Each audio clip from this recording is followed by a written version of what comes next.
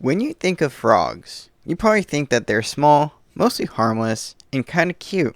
But let me tell you about a certain type of frog that is the complete opposite. Let me tell you about the froghemoth.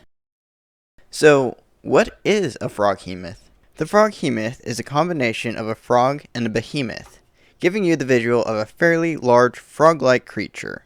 Alas, there is a distinct difference between the froghemoth and any old giant frog. While both are large enough to consume a medium creature, the froghemoth is far more dangerous than your typical 15-foot amphibian. What is so special about these creatures, other than being obnoxiously large frogs? They are a great mystery. While many have speculated their origin, none can be proven. Are they a product of the plane of water? Were they created by the swirling chaos of limbo?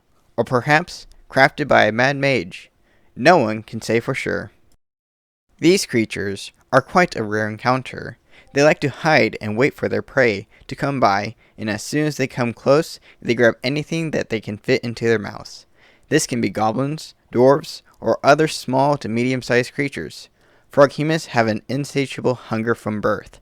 Sometimes they can become so hungry they eat their own eggs. They stand on their two hind legs and have four large tentacle-type arms that slap around the battlefield covered in slime. Instead of the standard eyes of a frog, they have stalks coming off on top of their head with three cold eyes. Their tongue can stretch 20 feet with an odd bulbous end that allows the monster to capture things with ease. Now you may ask, what can a froghemoth offer to an adventurer?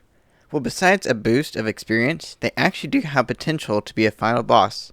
You see, froghemoths are mighty otherworldly monstrosities, so some smaller, weaker monsters such as bullywugs, kobolds, or even goblins may treat the froghemoth as some god, devoting their lives to hiding, protecting, and most importantly, feeding the froghemoth. So maybe some farmers or fishermen have an infestation of those small creatures, raiding pantries or stealing livestock. They can hire a lower level adventuring party to put a stop to the raids, only for them to find that their problem is way bigger than a few bullywugs. What should your party expect when they encounter this mighty monstrosity?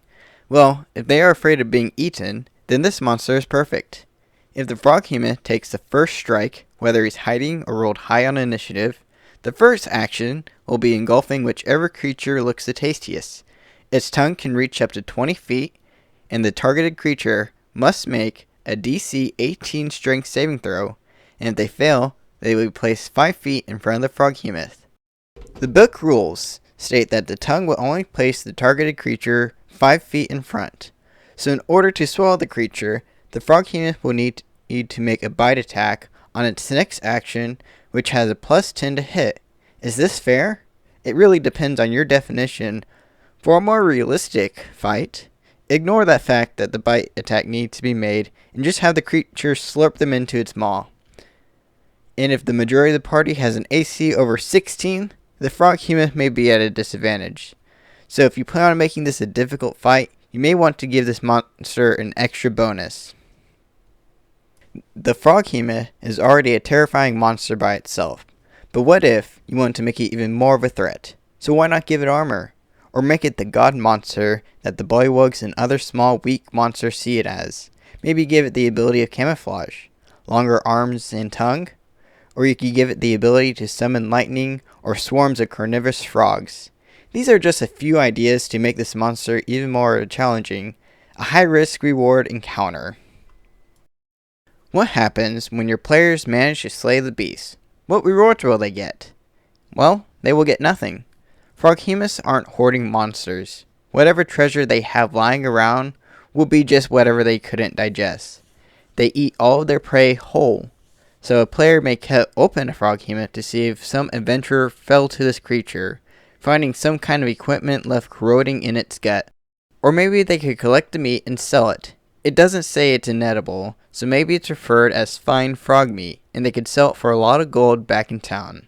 Or they could eat it themselves if their supplies run low. And of course, there's the experience.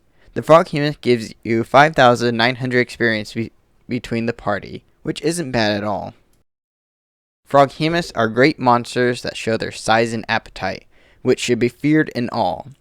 I hope you find this information useful and the inspiration to put one of these monsters in your future games. I am grateful that you watched this video, and don't forget to leave a like and share the video. Also, if there's a monster I should talk about in the future, leave it in the comments.